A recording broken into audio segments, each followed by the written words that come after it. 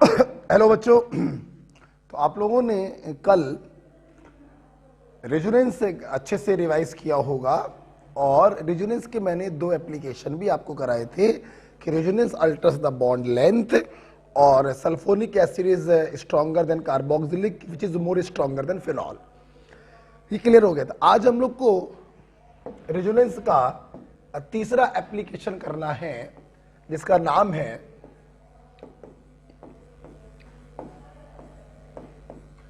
Aromatic compound and बेटा anti aromatic compound.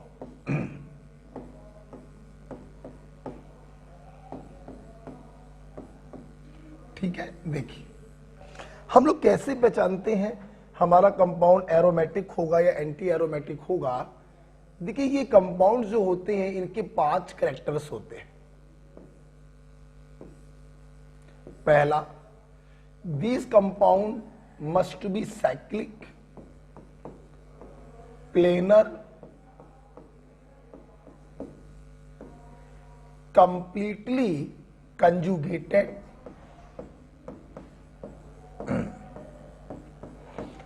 give substitution reaction, not addition, और last का point है follow हक्कल rule.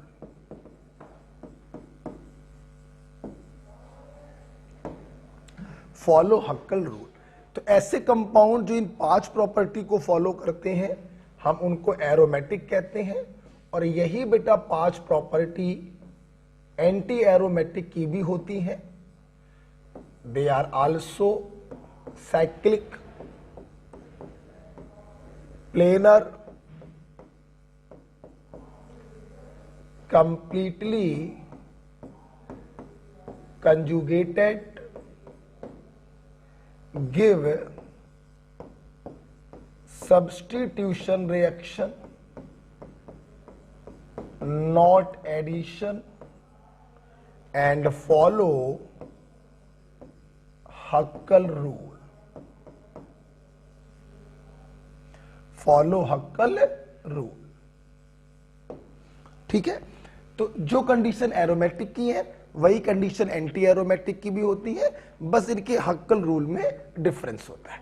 अब देखो बेटा, जब भी आपको एरोमेटिक और एंटी एरोमेटिक पहचानने को आए आप सारी बातें मत देखिए। साइक्लिक तो आपको दिखाई पड़ जाएगा दूर से, बाकी आप मेनली 2 चीजों पे फोकस करेंगे कि वो मॉलिक्यूल प्लेनर होना चाहिए और हक्कल रूल को फॉलो करना चाहिए। प्लेनर का बेटा मतलब है कि रिंग में जितने भी एटम हैं वो sp2 हाइब्रिडाइज होने चाहिए। बेटा बोलो क्या चाहिए? sp2। और उसके बाद अब हक्कल रूल लगाकर देखेंगे। एरोमेटिक का हक्कल रूल होता है 4n+2 बराबर number of delocalized pi electron. Aromatic का हक्कल रूल होता है 4n+2 बराबर number of delocalized pi electron. For example लिखिएगा मत समझने के लिए, जैसे मान लो आपको ये पता करना था कि ये मॉलिक्यूल कैसा होगा, राइट? तो आप देखिए इसमें कितने इलेक्ट्रॉन डिलोकलाइज हो रहे हैं? 2, 2 4, 2 6। तो इन डिलोकलाइज पाई इलेक्ट्रॉन को आप बराबर के राइट में रख देना और n की वैल्यू को निकालना। अगर n की वैल्यू कोई होल नंबर आती है इंक्लूडिंग 0 तो समझ जाना वो कंपाउंड एरोमेटिक है। और एंटी एरोमेटिक का हक्कल रूल होता है 4n बराबर number of delocalized pi electron. Okay बेटा, ओके। और जैसे यहां पे आपने रखा वैसे वहां पे रख देना और n की वैल्यू को निकालना। और n की वैल्यू अगर कोई भी होल नंबर आए बट नॉट 0 तो समझ जाना वो कंपाउंड एंटी एरोमेटिक होगा। बात बड़ा क्लियर हो रही है? तो इस बात को आप लोग ध्यान रखिएगा कि एरोमेटिक और एंटी एरोमेटिक के हक्कल रूल में दो डिफरेंस है। यहां पे 4n+2 होता है, वहां पे 4n होता है। यहां पे n का वैल्यू कोई भी होल नंबर इंक्लूडिंग 0 हो सकता है, यहां पर n का value whole number but not 0 होना चाहिए। तो आप लोग दो चीजों को देखेंगे, प्लेनैरिटी को चेक करेंगे और हक्कल रूल को फॉलो करेंगे बस। बाकी साइक्लिक तो आपको दूर से दिखाई पड़ जाए। ओके बेटा, ठीक है, इसको लिख लीजिएगा। आइए, और इसके बाद हम लोग सीधे एग्जाम्पल चालू करेंगे, आपको अच्छी फीलिंग आएगी। ठीक है, तो समय बर्बाद नहीं करेंगे, क्योंकि आप लोग को जानते हैं अगर लिखने में समय लगे तो वीडियो को पॉज करके लिख सकते हो आप लोग, है ना। चलो, जैसे सीधे बेटा मैं कुछ एग्जाम्पल्स डील करने जा रहा हूं। आइए देखेंगे बेटा, नाम आपको इसका मालूम ही होगा, दिस इज बेंच। अब देखिए, सबसे बड़ा पहला काम होगा कि प्लेनैरिटी चेक करेंगे। रिंग के सारे एटम sp2 होने चाहिए। सारे कार्बनों ने एक एक पाई बॉन्ड बनाया है। According to sp3 - pi rule all carbons are sp2, so this entire molecule is planar. अब प्लेनैरिटी के बाद हम हक्कर रूल लगाएंगे। चलो पहले एरोमेटिक का लगा के देखते हैं। 4n+2 बराबर 2, 2 4 और 2 6। एक पाई बॉन्ड में 2 इलेक्ट्रॉन होंगे, पाई इलेक्ट्रॉन, तो 3 पाई बॉन्ड में 6 पाई इलेक्ट्रॉन होंगे। n बराबर 1 आ गया। This is a aromatic compound. ठीक है, आप जानते बेटा ये सारे इलेक्ट्रॉन देखिए डीलोकलाइज हो रहे हैं। ये इधर जाएगा, ये इधर जाएगा और ये इधर जाएगा। आपको जबरदस्ती डीलोकलाइज देखने की जरूरत नहीं है। जो भी क्वेश्चंस आते हैं इलेक्ट्रॉन डीलोकलाइज होते हैं, जो भी पाई इलेक्ट्रॉन्स होते हैं, तो आप उसको लेके परेशान मत हो। ठीक है, अच्छा आगे बढ़ते हैं। मान लीजिए एग्जांपल ये दिया, दो बातें मैं बताऊंगा जो लिखवाऊंगा नहीं। देखिए, नाम तो आपको इसका मालूम होगा, पेरिडी। देखो बेटा, मैं एक बात बोल रहा हूं, आप चाहे तो उसको कॉपी में ऊपर लिख लीजिएगा।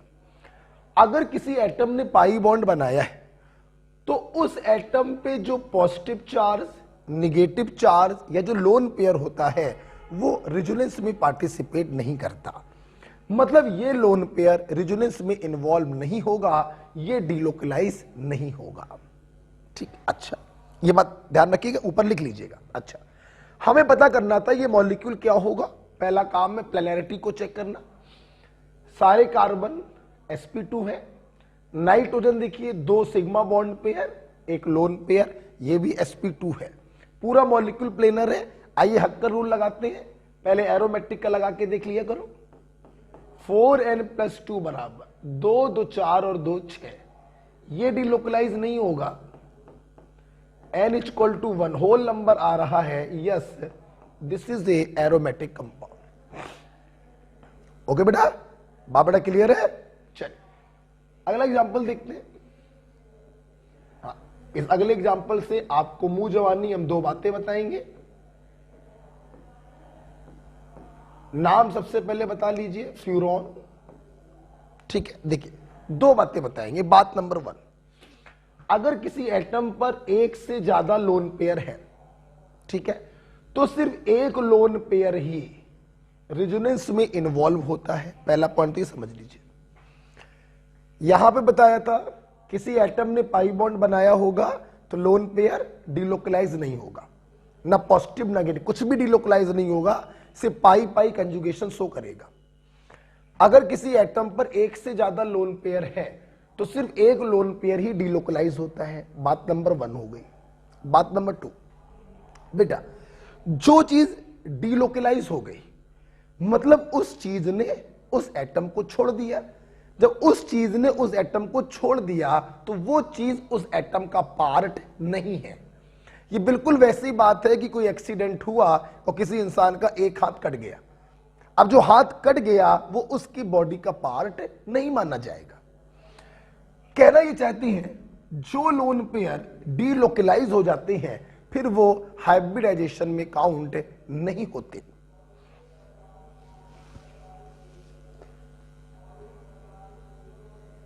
सुनिए बेटा, ये चारों कार्बन sp2 में, उसमें कोई शक नहीं। इस एटम को देखिए, 2 सिग्मा वाले बॉन्ड पेयर है और 2 लोन पेयर है, लेकिन एक लोन पे चूंकि चला गया तो अब वो हाइब्रिडाइजेशन का पार्ट नहीं माना जाएगा। तो 2 sigma bond pair, 1 lone pair, ये भी बेटा sp2 है, तो पूरा मॉलिक्यूल क्या हो गया, प्लेनर हो गया। अब लगाइए हक्कल रूल, डीलोकलाइज पाई इलेक्ट्रॉन के बराबर करेंगे, 2 2 4 2 6, ये डीलोकलाइज नहीं हो रहा है, n = 1, yes this molecule is also aromatic. Baba clear है? तो मैंने इन 2 एग्जाम्पलों में आपको 3 ऐसी बातें बताई जो लिखवाई नहीं है मैंने, मुंह जबानी बताई, आप लिख लीजिएगा। फिर से रिवाइज कराना चाहूंगा, लेकिन अगर किसी एटम ने पाई बॉन्ड बनाया है तो उस एटम पे रखे लोन पेयर पॉजिटिव और नेगेटिव डीलोकलाइज नहीं होते। पॉइंट नंबर 2, अगर किसी एटम पर एक से ज्यादा लोन पेयर है तो सिर्फ एक लोन पेयर ही डीलोकलाइज होगा। पॉइंट नंबर 3, जो लोन पेयर डीलोकलाइज हो जाते हैं वो हाइब्रिडाइजेशन में काउंट नहीं किए जाते। राइट बेटा? चलिए, अगर आपको ये समझ में आ गया है तो तीसरा एग्जांपल आप खुद करिएगा वीडियो को पॉज करके। मान लीजिए मैंने आपको ये एग्जांपल दिया, ये दिया, मैंने आपसे पूछा बताइए मॉलिक्यूल कैसा है, पॉज करके खुद सोचिएगा, फिलहाल मैं बताने जा रहा हूं। sp2 sp2 sp2, ये सब sp2। अच्छा, ये लोन पेयर डीलोकलाइज नहीं होगा क्योंकि इसने पाई बॉन्ड बनाया। इन दोनों में से सिर्फ एक डीलोकलाइज होगा, एक डीलोकलाइज नहीं होगा। इतना क्लियर? तो ये नाइट्रोजन भी देखो 2 सिग्मा 1 लोन पेयर sp2 है, और ये सल्फर भी 2 सिग्मा 1 लोन पेयर sp2 है, पूरा मॉलिक्यूल sp2 है। अब लगाइए हक्कल रूल, 4n+2 बराबर डीलोकलाइज पाई इलेक्ट्रॉन, 2 2 4 2 6, n बराबर 1, yes this molecule is also aromatic. Okay बेटा? बाबड़ा क्लियर हो रही है? चलिए और देखते बेटा, और देखते हैं।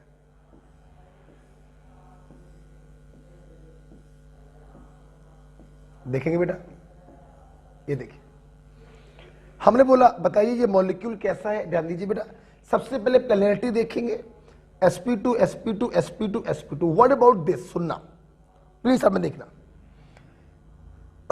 कार्बन की 4 वैलेंसी होती है, किसी एक वैलेंसी को काटकर तुमने माइनस लगाया, इसमें कोई शक नहीं है कि तीसरी वैलेंसी पर हाइड्रोजन होगा, कोई शक नहीं। देखिए बेटा, ये जो कार्बन है 3 सिग्मा, नेगेटिव का मतलब बेटा लोन पेयर ही होता है,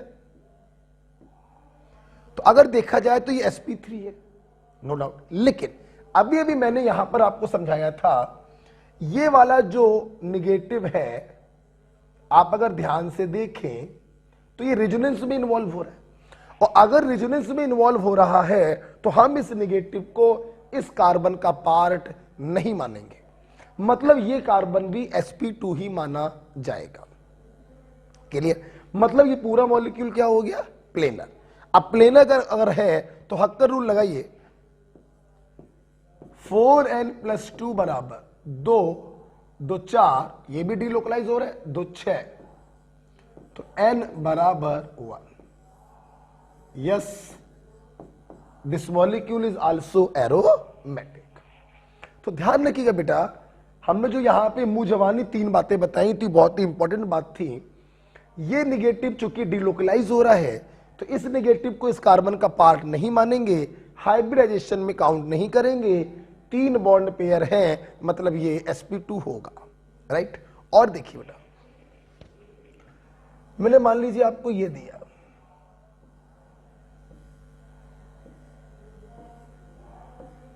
नेगेटिव नेगेटिव,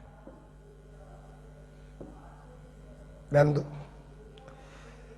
सबसे पहले देखेंगे प्लेनरिटी को, sp2 sp2, नेगेटिव डीलोकलाइज हो रहा है। अगर नेगेटिव डीलोकलाइज हो रहा है तो आप देख चुके हैं कि वो sp2 होता है।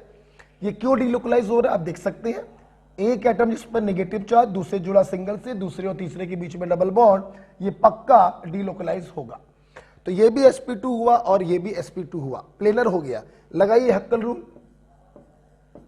4n + 2 बराबर 2, 2 4, 2 6, n बराबर 1। Yes, this molecule is also aromatic. Okay बेटा, और देखते हैं। मैंने ये दिया, मैंने पूछा बताइए ये क्या है। आप देखिए sp2 ये निगेटिव भी रेजोनेंस में पार्टिसिपेट कर रहा, मतलब ये निगेटिव डिलोकलाइज हो रहा, मतलब इस कार्बन का हाइब्रिडाइजेशन भी sp2 होगा। पूरा मॉलिक्यूल प्लेनर है। अब लगाते हैं हक्कर रूल, पहले एरोमेटिक का लगा के देखते हैं। 4n + 2 बराबर 2 और 2 4, n बराबर 0.5, मतलब ये क्लियर है कि ये एरोमेटिक नहीं होगा। अब एरोमेटिक नहीं होगा तो एक बार एंटी एरोमेटिक का लगा के देखो। 4n बराबर 4, n बराबर 1। यस, ये मॉलिक्यूल क्या होगा, एंटी एरोमेटिक। जिस हक्कल रूल को फॉलो कर लेगा वो वैसा हो जाएगा। एरोमेटिक वाले को फॉलो किया तो एरोमेटिक हो जाएगा, एंटी एरोमेटिक वाले को फॉलो किया तो एंटी एरोमेटिक हो जाएगा। क्लियर बेटा? अच्छा, अब इसी में मैं आपको एग्जांपल और कराता हूं, इसी में देखिएगा, एक एग्जांपल में और कराता हूं। देखना, अब मान लो मैंने आपको एग्जांपल एक ये दिया, ये दे दिया, मैंने पूछा बताइए ये एरोमेटिक है कि नहीं है। ध्यान से देखिएगा, ये 2 कार्बन sp2 में कोई संदेह नहीं, लेकिन ये वाला जो कार्बन है ये आपका देखिए sp3 है। भाई निगेटिव होता तो निगेटिव डिलोकलाइज हो जाता तो sp2 हो जाता, प्लस होता तो sp2 हो जाता, पाई बॉन्ड इस कार्बन ने बनाया होता तो sp2 हो जाता, लेकिन यहां तो सच कुछ भी नहीं है, मतलब ये sp3। अगर कोई एटम sp3 हो गया तो अब ये प्लेनर नहीं है, this is a non planar. और अगर ये नॉन प्लेनर है तो हक्कल रूल लगाकर देखने की कोई जरूरत नहीं है, it must be non aromatic.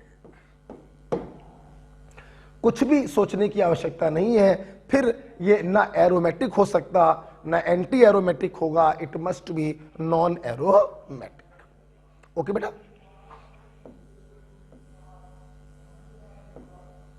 मैंने ये दिया, आप देख सकते हैं चारों कार्बन sp2 है, मॉलिक्यूल प्लेनर है। हक्कल रूल लगाइए, पहले एरोमेटिक का लगाकर देखा तो दशमलव में आ गया, मतलब ये एरोमेटिक नहीं है। फिर एंटी एरोमेटिक का लगाकर देखा तो होल नंबर में आ गया, मतलब ये कंपाउंड एंटी एरोमेटिक है। ओके बेटा, ओके। और देखिए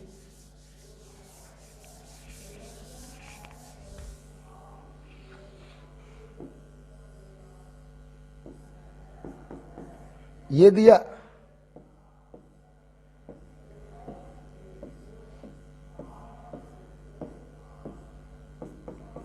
ये दिया, आप देखिए बेटा sp2 कार्बोकेटायन हमेशा sp2 होता है। क्यों? आप खुद देखिए, कार्बन की 4 वैलेंसी होती, एक वैलेंसी को काट के आपने प्लस लगाया होगा, मतलब एक वैलेंसी पे H होगा, तो 3 सिग्मा है, 3 बॉन्ड पेयर, लोन पेयर तो कोई है नहीं, पॉजिटिव में तो कोई लोन पेयर होगा नहीं, तो sp2 होगा।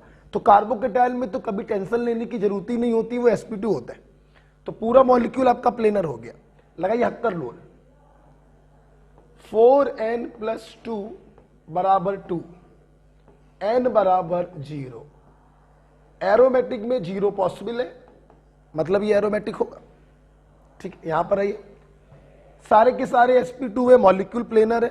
हक्कर रूल लगाएंगे, 4n + 2 बराबर 6, n बराबर 1। यस, ये भी एरोमेटिक होगा।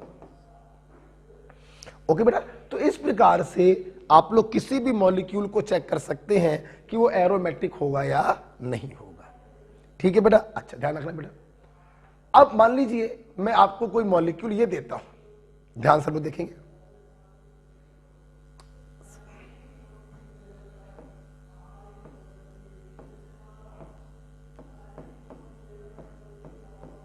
मैंने आपको कोई मॉलिक्यूल ये दिया, ये दिया, ठीक है। मैंने पूछा बताइए क्या, ध्यान दीजिए सब लोग बेटा, sp2 sp2 sp2 sp2, इसको देखिए ध्यान दीजिए बेटा, लोन पेयर डीलोकलाइज हो रहा है। अगर लोन पेयर डीलोकलाइज हो रहा है तो ये हाइब्रिडाइजेशन में काउंट नहीं होगा, इसलिए नाइट्रोजन के पास 3 बॉन्ड पेयर है तो ये भी sp2 है, पूरा मॉलिक्यूल आपका प्लेनर है। लगाइए हक्कल रूल, 4n+2 बराबर डीलोकलाइज पाई इलेक्ट्रॉन, 2 2 4 और 2 6, n बराबर 1, yes this is also aromatic. Okay बेटा, तो इस प्रकार से आप किसी भी मॉलिक्यूल को चेक कर सकते हैं कि वो एरोमेटिक होगा या नहीं होगा, राइट बेटा। चलिए इसमें बेटा मैं आपको अब 2 एग्जांपल और कराना चाहूंगा, देखेंगे सब लोग। तो सबसे पहले बच्चों देखते हैं हम लोग प्लेनैरिटी को, अगर वो प्लेनर है तभी हक्कल रूल लगाइएगा, क्योंकि अगर वो नॉन प्लेनर हो गया तो हक्कल रूल लगाने की कोई जरूरत नहीं है, मॉलिक्यूल नॉन एरोमेटिक होगा, राइट। जैसे और देखते हैं,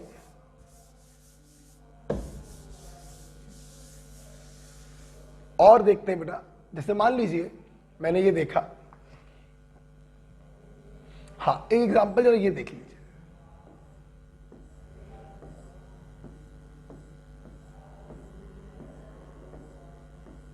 और मैंने ब्रैकेट लगाकर ऐसे -2 लगाया। देखो बेटा, जब कार्बन के ऊपर निगेटिव चार्ज हम लगाते हैं डायरेक्ट, तो each negative is consider as lone pair equivalent to 2 electron. परंतु बेटा जब निगेटिव चार्ज इस प्रकार से ब्रैकेट के ऊपर लगा हो तो each negative is equivalent to 1 electron. ये बात ध्यान रखिएगा। अगर ये निगेटिव किसी कार्बन पर लगा होता तो वो 2 इलेक्ट्रॉन के बराबर होता, लेकिन ब्रैकेट के ऊपर लगा हुआ है तो वो 1 इलेक्ट्रॉन के बराबर होगा, राइट। हमें पता करना था ये कैसा होगा। सबसे पहला काम प्लेनैरिटी को चेक करना, सबके सब sp2 है, प्लेनर है।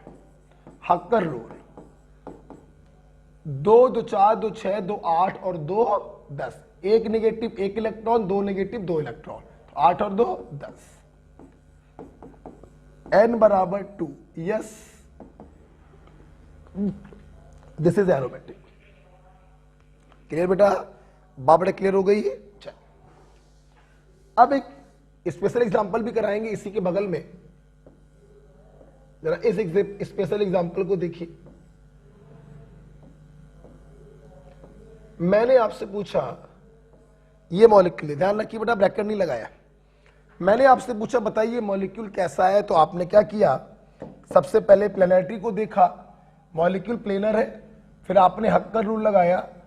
इतने एग्जांपल करा दिए, आप समझ गए होंगे एंटी एरोमेटिक वाला हक्कर रूल लग जाएगा। एरोमेटिक में तो फ्रैक्शन वैल्यू आएगी, लेकिन एंटी एरोमेटिक में हक्कर रूल लगेगा और ये मॉलिक्यूल कैसा हो जाएगा, एंटी एरोमेटिक हो जाएगा। तो आपने जब इस मॉलिक्यूल में अपना फंडा लगाया तो ये प्लेनर है और एंटी एरोमेटिक के हक्कल रूल को फॉलो कर रहा, तो ये एंटी एरोमेटिक है। तो मैं अपने बच्चों को बताना चाहूंगा ये स्पेशल केस है, ये जो कुछ भी आपने किया है ये गलत है। एक्चुअली बेटा ये जो मॉलिक्यूल है इसका नाम आप लिख सकते हैं साइक्लो ऑक्टा 1357 टेट्राईन। ये जो बेटा मॉलिक्यूल होता है, actually this molecule is non planar, tub shaped. ये मॉलिक्यूल आपको देखने में प्लेनर दिखाई पड़ रहा है, लेकिन वास्तव में बेटा ये नॉन प्लेनर टब शेप्ड होता है। और नॉन प्लेनर टब शेप्ड होने के कारण it is neither aromatic nor anti aromatic, it is actually non aromatic. Clear? इसका टब शेप्ड स्ट्रक्चर आप इसी के नीचे बनाइएगा, मैं राइट में बना दे रहा हूं।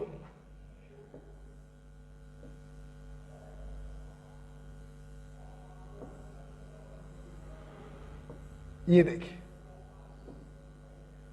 ये देखिए टब शेप्ड होता है और टब शेप्ड होने के कारण ये नॉन प्लेनर होता है और नॉन प्लेनर होने के कारण ये नॉन एरोमेटिक होता है। तो इस चीज को आप ध्यान रखिएगा।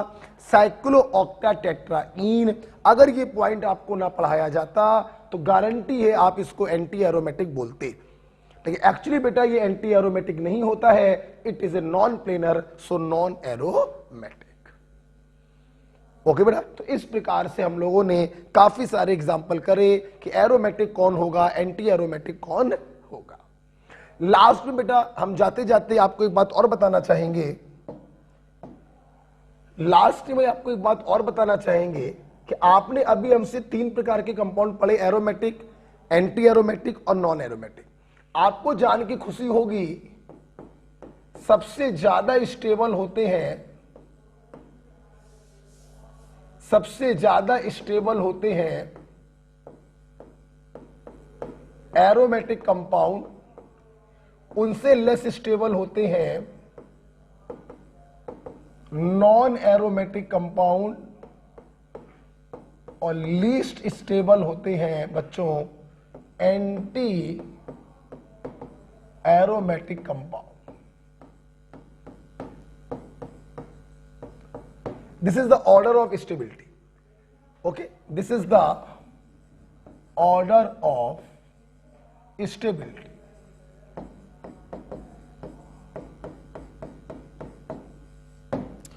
This is the order of stability.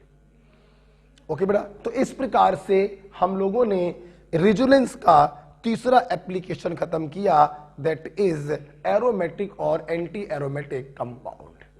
इसमें एक स्पेशल केस करवाया है साइक्लोटेट्राईन का, जो देखने में एंटी एरोमेटिक लग रहा है बट एक्चुअली में टब शेप्ड नॉन प्लेनर होने के कारण वो नॉन एरोमेटिक होता है। ओके, चलिए अब हम लोग तीसरे के बाद चौथा एप्लीकेशन पढ़ने जा रहे हैं, दैट इज, ध्यान से इसको देखिएगा, stability of substituted benzyl carbocation. देखिए बेटा,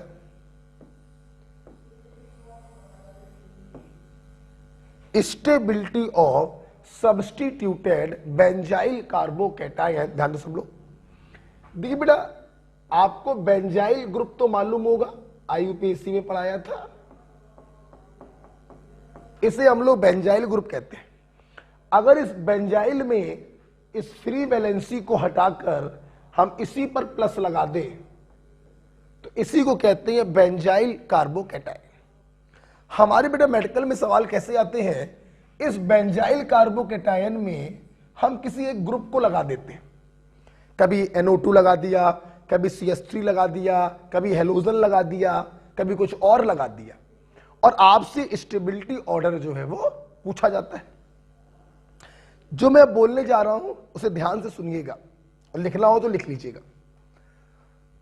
अगर जिनको आप कंपेयर कर रहे हो, 3-4 स्ट्रक्चर बनाकर दिए जाए, अगर लगे हुए ग्रुप डिफरेंट हैं तो हम सिर्फ डोमिनेटिंग इफेक्ट को देखते हैं। डोमिनेटिंग इफेक्ट होता है रिजोनेटिंग इफेक्ट, +R और -R। लेकिन बेटा अगर चारों स्ट्रक्चरों में जो ग्रुप लगे हैं वो सेम लगे, सिर्फ उनकी पोजीशन अलग अलग है, CH3 कभी ऑर्थो पे लगा, दूसरे में मेटा में लगा दिया, तीसरे में पैरा में लगा दिया, और स्टेबिलिटी आपसे पूछी, अगर ग्रुप सेम है तो हम सारे इफेक्ट को देखते हैं, रिजोनेटिंग भी और इंडक्टिव भी। ठीक है, दोबारा बोलना चाहे तो रिवाइंड करके दोबारा सुन लीजिएगा, और लिखना चाहे तो लिख लीजिएगा। मैं दोबारा बोल दे रहा हूं, अगर ग्रुप डिफरेंट है तो सिर्फ डोमिनेटिंग इफेक्ट को लेकर चला करो, और अगर ग्रुप सेम है तो सारे इफेक्ट को लेके चला करो। ठीक, जैसे जैसे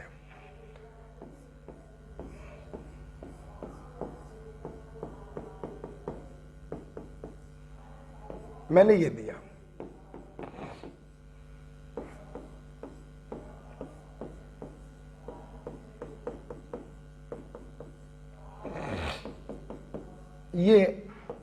मैंने आपको दिए,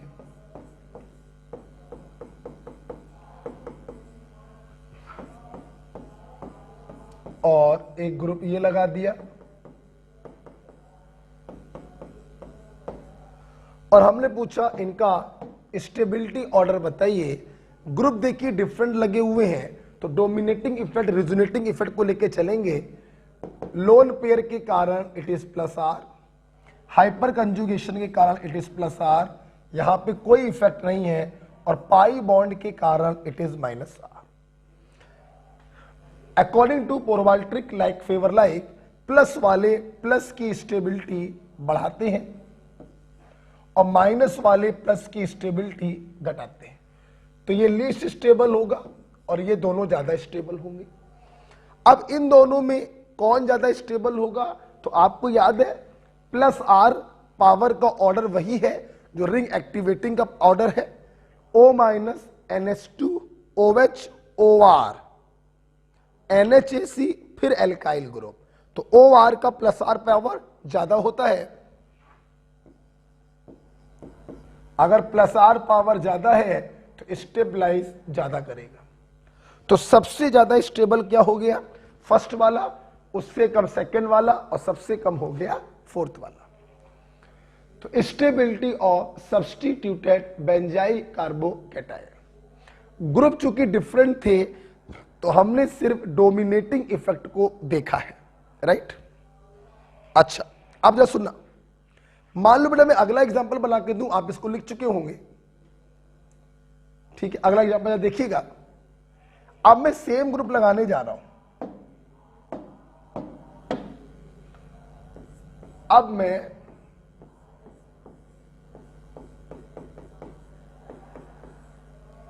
सेम ग्रुप लगाने जा रहा हूं। बहुत ही इंपॉर्टेंट चीज आप लोग पढ़ रहे हैं, बहुत इंपॉर्टेंट चीज है।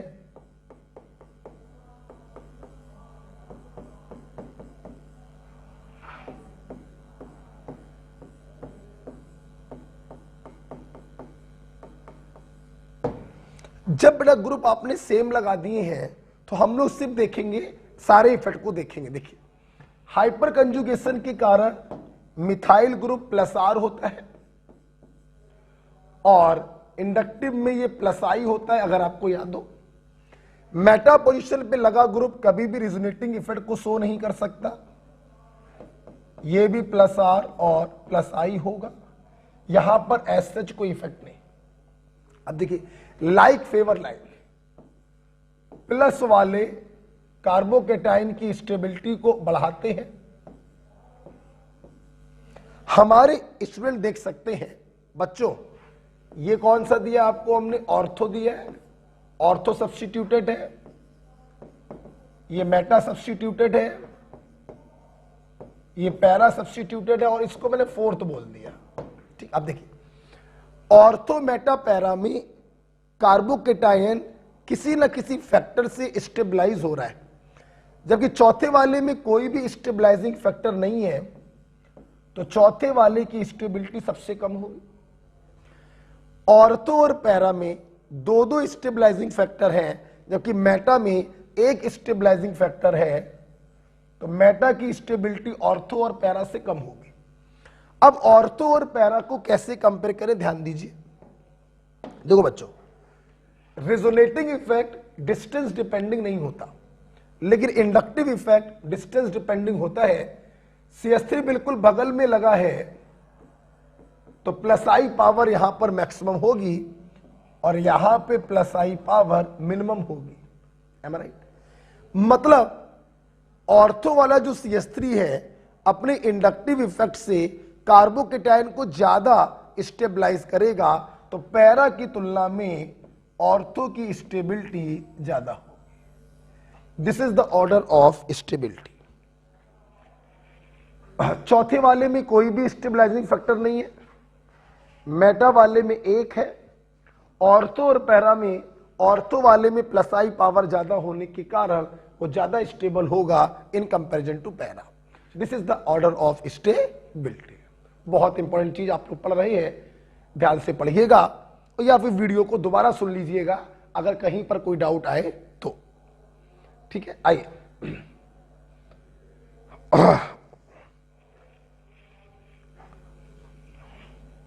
देखते हैं बेटा।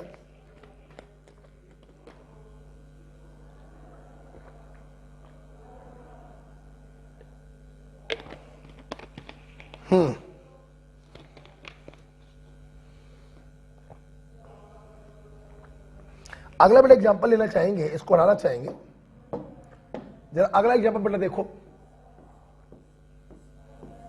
ये मैं करके दिखा रहा हूं, लास्ट एग्जांपल है इसके ऊपर।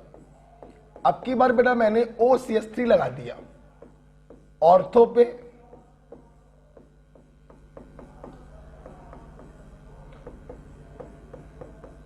मेटा पे और पैरा पे।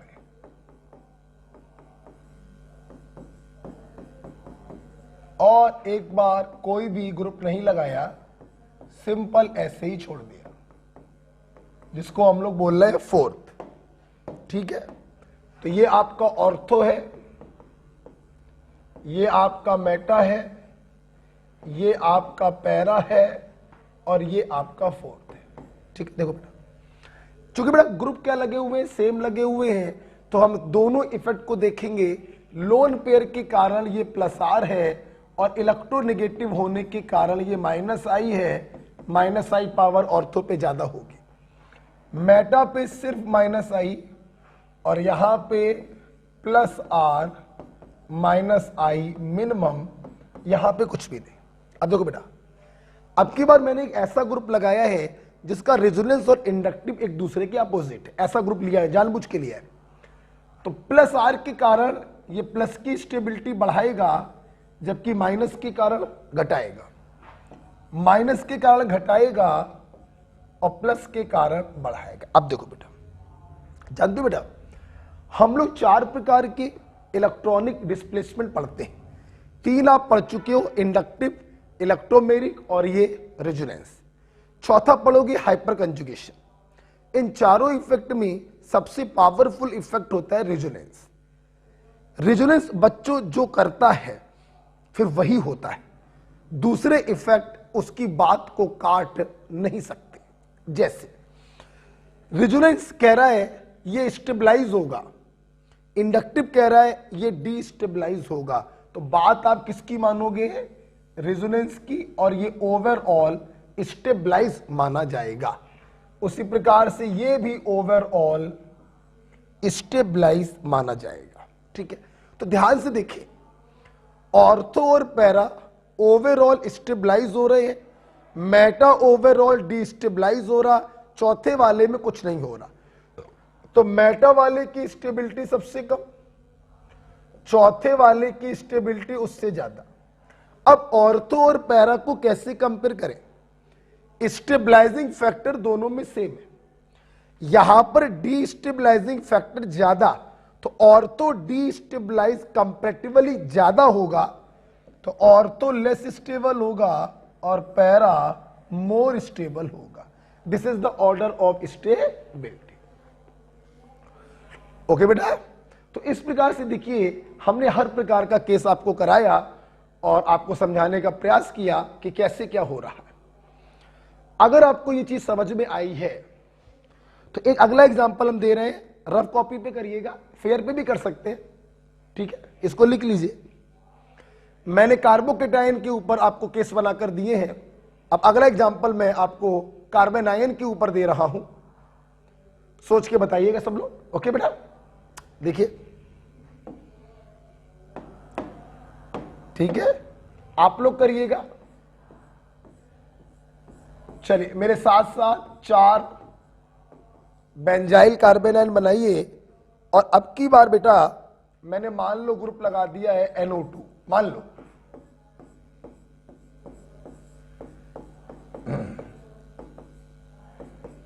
ठीक है, चलिए आपको बताना है स्टेबिलिटी ऑर्डर क्या होगा।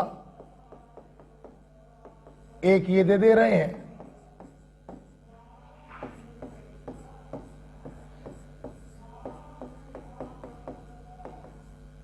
एक ये दे दिया, ग्रुप सेम है तो दोनों इफेक्ट देखेंगे आप लोग, और एक मैं और दे रहा हूं, आपको करना है,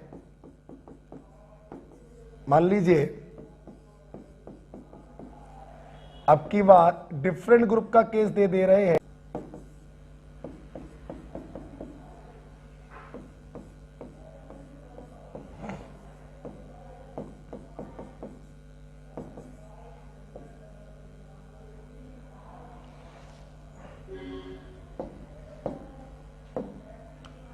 डिफरेंट ग्रुप का केस दे रहे हैं।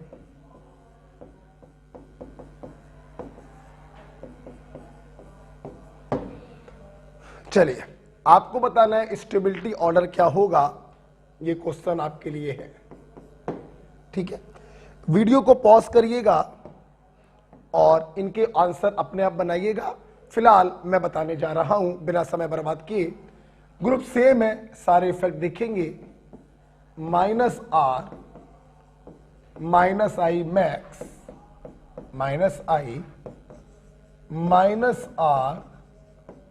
-r -i मिनिमम, यहां पे कुछ भी नहीं। माइनस वाले माइनस की स्टेबिलिटी को बढ़ाएंगे, मतलब स्टेबलाइज करेंगे इसको।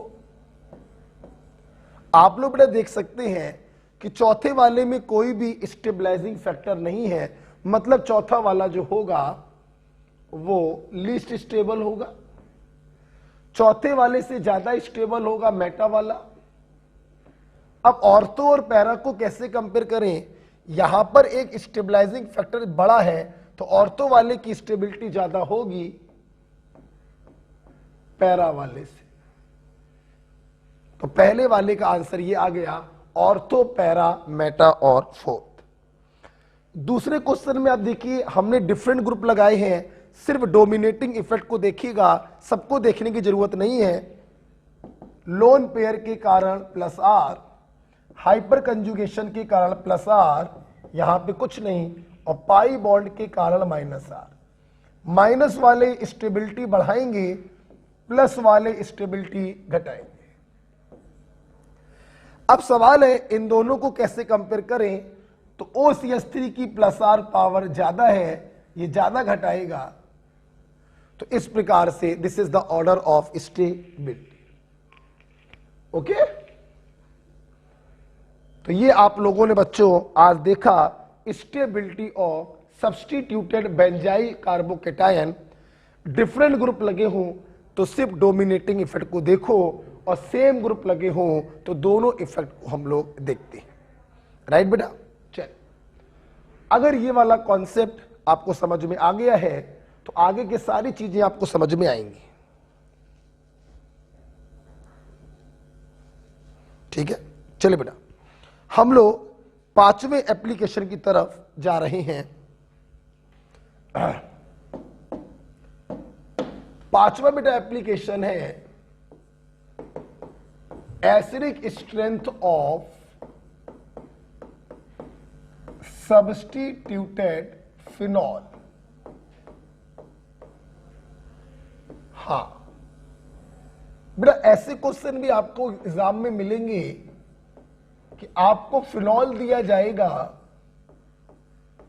और इसमें डिफरेंट ग्रुप लगाए जाएंगे, और आपसे क्वेश्चन होगा कि एसिडिक स्ट्रेंथ का ऑर्डर बताइए। तरीका फिर वही है, अगर ग्रुप डिफरेंट है तो डोमिनेटिंग इफेक्ट को देखना, और अगर ग्रुप सेम है तो सारे इफेक्ट को देखना। जैसा कि मैं आपको इंडक्टिव इफेक्ट में पढ़ा चुका था कि एसिडिक स्ट्रेंथ जो होती है डायरेक्टली प्रोपोर्शनल टू -i और -r and inversely proportional to +i और +r। तो आइए सीधे क्वेश्चन चालू करते हैं।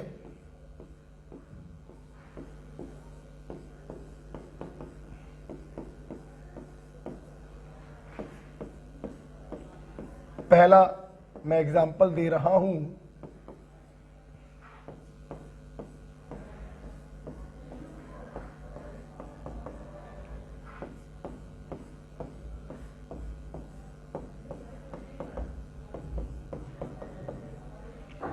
डिफरेंट ग्रुप लगा के दे रहा हूं। आपको सिर्फ डोमिनेटिंग इफेक्ट को देखना होगा। देखिए देखिए बेटा, सारे ग्रुप डिफरेंट है, आप डोमिनेटिंग इफेक्ट को देखेंगे। NO2 का डोमिनेटिंग इफेक्ट रेजोनेटिंग होता है, हेलोजन का डोमिनेटिंग इफेक्ट -I है, क्योंकि +R से ज्यादा पावरफुल इनका क्या होता है, -I होता है। यहां पे कुछ भी नहीं है, यहां पे +R है, यहां पे प्लस। माइनस वाले एसिडिक स्ट्रेंथ को बढ़ाते हैं और प्लस वाले एसिडिक स्ट्रेंथ को घटाते हैं। लास्ट के दोनों लेस एसिडिक होंगे, पहले दोनों ज्यादा एसिडिक होंगे। अब इन दोनों में कौन ज्यादा एसिडिक होगा, तो रेजोनेंस जो भी करता झेल के करता है, तो रेजोनेंस के कारण अगर एसिडिक स्ट्रेंथ बढ़ रही है तो ज्यादा बढ़ेगी। इन दोनों को कैसे कंपेयर करें, अभी अभी आप लोगों ने देखा था कि OCH3 की +R पावर ज्यादा है, तो ज्यादा डी एसिडिक स्ट्रेंथ को कम कर देगा, तो ओवरऑल ऑर्डर ये बनेगा।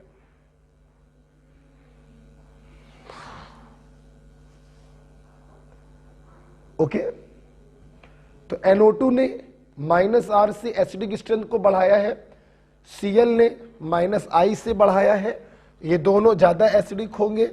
यहां पे डिक्रीज होगा, ये कम एसिडिक होंगे। OCH3 की +R पावर ज्यादा है, ये एसिडिक स्ट्रेंथ को ज्यादा घटा देगा, तो लीस्ट एसिडिक होगा। Okay, acidic strength of substituted phenol, पहला एग्जांपल, उम्मीद करते हैं आपको समझ में आ गया। ओके बेटा, जिसको इसके पहला वाला समझ में आया था बेंजाइल कार्बोकेटाइन वाला, अब उसको आगे कहीं पर भी प्रॉब्लम बेटा नहीं होगी।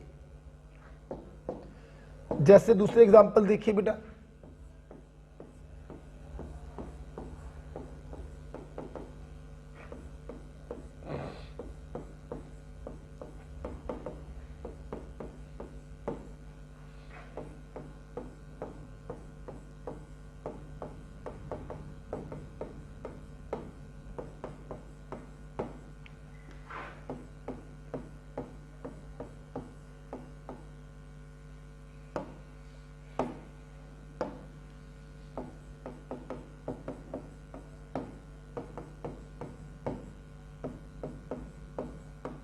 देखिए बेटा, अब देखिए बेटा, यहां पर तो साफ साफ दिखाई पड़ रहा है कि यहां पर ग्रुपों का सीधे सीधे नंबर बढ़ता जा रहा है। जब ग्रुपों का नंबर बढ़ता जा रहा है तो भी हम लोग सिर्फ डोमिनेटिंग इफेक्ट को देखते हैं। आप देखिए यहां पर NO2 का -R है, दो ग्रुप लगे हैं, 2 डबल -R है और यहां पे ट्रिपल -R। माइनस वाले एसिडिक स्ट्रेंथ को बढ़ा देते हैं, यहां पे भयानक रूप से बढ़ेगी और यहां पर भी भयानक रूप से बढ़ेगी।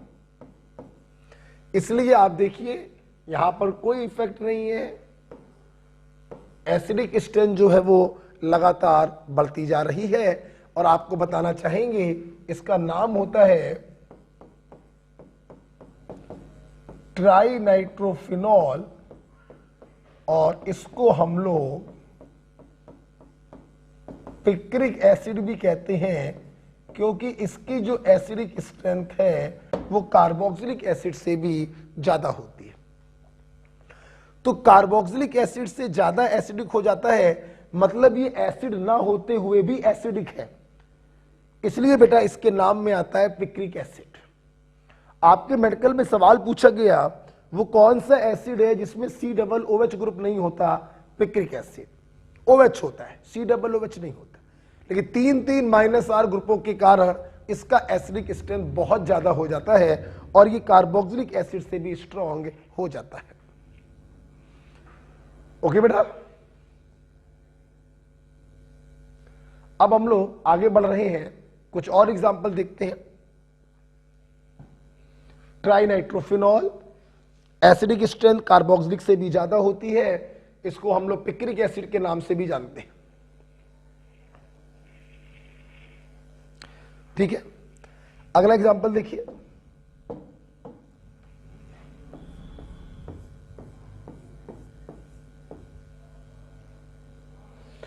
अब कि मैं सेम ग्रुपों को लगा रहा हूं,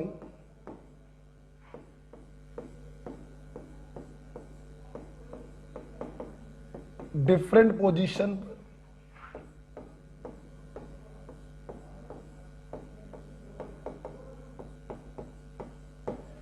सेम ग्रुपों को लगा रहा हूं डिफरेंट पोजीशन पर। मेरे स्टूडेंट को समझना चाहिए, अब हम लोगों को सारे इफेक्ट को देखने पड़ेंगे। ये ऑर्थो नाइट्रोफिनॉल है, ये मेटा नाइट्रोफिनॉल है, ये पैरा नाइट्रोफिनॉल है, और इसको सिंपल हम फोर्थ बोल दे रहे हैं। NO2 ने -R होता है, -I मैक्स, मेटा पे रिजोनेटिंग इफेक्ट नहीं होता, कुछ नहीं। माइनस वाले एसिडिक स्ट्रेंथ को बढ़ाते हैं,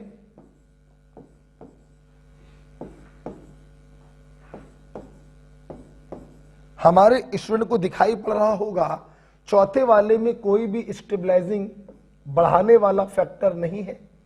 मेटा में एसिडिक स्ट्रेंथ बढ़ाने वाला एक है, ऑर्थो और पैरा में ऑर्थो में बढ़ाने वाला फैक्टर बड़ा है, तो ऑर्थो ज्यादा होगा पैरा से। मतलब आपने जब कॉन्सेप्ट से बनाया तो आपके एसिडिक स्ट्रेंथ का ऑर्डर ये आया। बच्चों ये ऑर्डर बिल्कुल सही है, बस इसमें एक छोटी सी गलती है जिसका नाम है चिलेटिंग इफेक्ट। ऑर्थो नाइट्रोफिनॉल में OH और NO2 के बीच में चिलेशन हो गया। चिलेशन के कारण H+ का रिमूवल जो है वो डिफिकल्ट हो गया। रिमूवल जब H+ का डिफिकल्ट हो गया, प्रोटॉन डोनेटिंग टेंडेंसी कम हो गई, तो एसिडिक स्ट्रेंथ भी थोड़ी सी क्या हो जाएगी, कम। तो इस चिलेशन के कारण बेटा क्या होता है, ऑर्थो की एसिडिक स्ट्रेंथ पैरा से कम हो जाती है, मेटा से कम नहीं कर सकते, क्योंकि मेटा से तब भी ज्यादा रहेगा, क्योंकि मेटा में बढ़ाने वाला एक ही फैक्टर है और ऑर्थो में बढ़ाने वाले दो फैक्टर हैं। ये सिर्फ पैरा से कम होगा ड्यू टू चिलेशन इन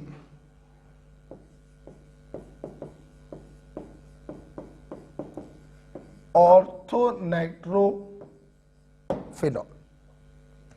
इसलिए सही ऑर्डर बेटा इसका बनता है पैरा सबसे ज्यादा, फिर ऑर्थो, फिर मेटा और फिर फोर्थ। तो ध्यान रखिएगा, जब सेम ग्रुप होते हैं तभी ये चिलेटिंग प्लेटिंग इफेक्ट पिक्चर में आता है।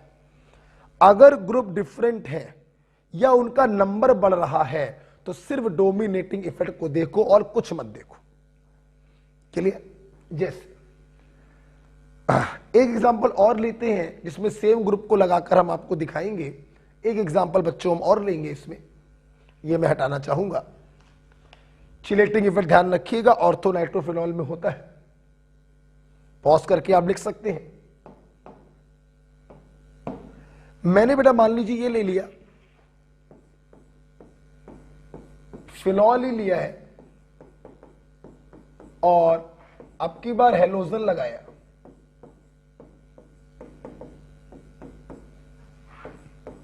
सेम हेलोजन लगे हैं।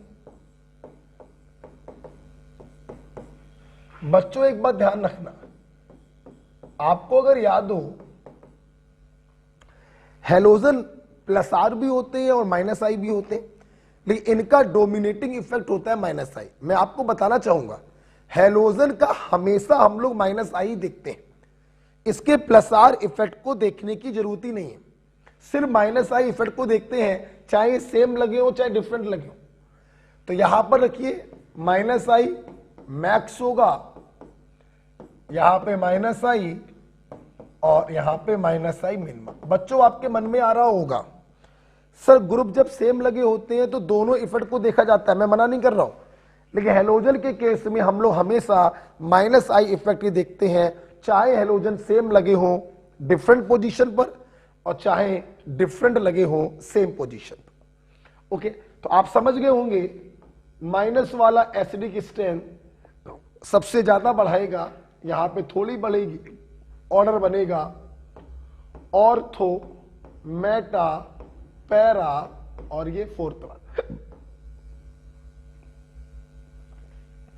लेकिन बेटा एक बात और ध्यान रखना, ये ऑर्डर तभी तक है when halogen is Cl Br और I। यहां पे फ्लोरीन नहीं होगा। अगर बेटा ये हेलोजन फ्लोरीन हो गया तो ऑर्थोफ्लोरोफिनॉल में हो जाता है चिलेशन, जिसके कारण ऑर्थो की एसिडिक स्ट्रेंथ 2 कदम पीछे जाएगी, मेटा और पैरा के पीछे जाएगी। ध्यान रखिएगा, तो यहां लिखवाऊंगा मैं इन ऑर्थोफ्लोरोफिनॉल चिलेशन अकर। जैसे इसके पहले वाले एग्जांपल में ऑर्थो नाइट्रोफिनॉल में चिलेशन था, वैसे यहां पे ऑर्थोफ्लोरोफिनॉल में होगा। हेंस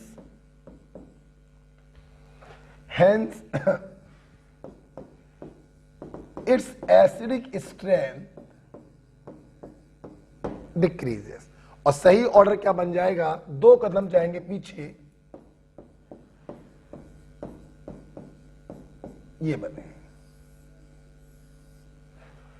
ओके, तो अगर बेटा हेलोजन फ्लोरीन हो जाएगा तो आपको इसको 2 कदम पीछे ले जाना पड़ेगा, और अगर हेलोजन उसके अलावा कोई होगा तो -I से सिंपल हम उसके एसिडिक स्ट्रेंथ का ऑर्डर जो है वो बना देंगे। ओके बच्चों, तो इसको बेटा बहुत अच्छे से आप करिएगा और सोचिएगा। आज मैंने आपको पढ़ा दिया है एरोमेटिक और anti aromatic compound, substituted benzyl carbocation का कैसे कंपेयर करते हैं स्टेबिलिटी, और फिनॉल का कैसे कंपेयर करते हैं एसिडिक स्ट्रेंथ, राइट। एक क्वेश्चन SW दे रहे हैं आपको, एसिडिक स्ट्रेंथ का ऑर्डर कंपेयर करना है। ध्यान रखिएगा बच्चों, हेलोजन के केस में हम लोग हमेशा -I इफेक्ट ही देखते हैं। हेलोजन के केस में हम लोग हमेशा -I इफेक्ट ही देखते हैं। आपको बताना है ऑर्डर ऑफ एसिडिक स्ट्रेंथ। मैं हिंट दे रहा हूं, जिसने थोड़ा सा केमिकल बॉन्डिंग पढ़ा होगा या जिसने इंडक्टिव इफेक्ट को अच्छे से देखा होगा वो ये सवाल कर लेगा। ठीक है, ये SW है। आज हम लोग अपनी क्लास को यहीं पर रोक रहे हैं। रिजोनेंस में बच्चों हम लोग को 2 एप्लीकेशन और पढ़ने हैं, सब्स्टिट्यूटेड बेंजोइक एसिड का एसिडिक स्ट्रेंथ और सब्स्टिट्यूटेड एनिलीन का बेसिक स्ट्रेंथ, और इसके बाद हम लोग पढ़ेंगे बेटा टॉटोमेरिज्म।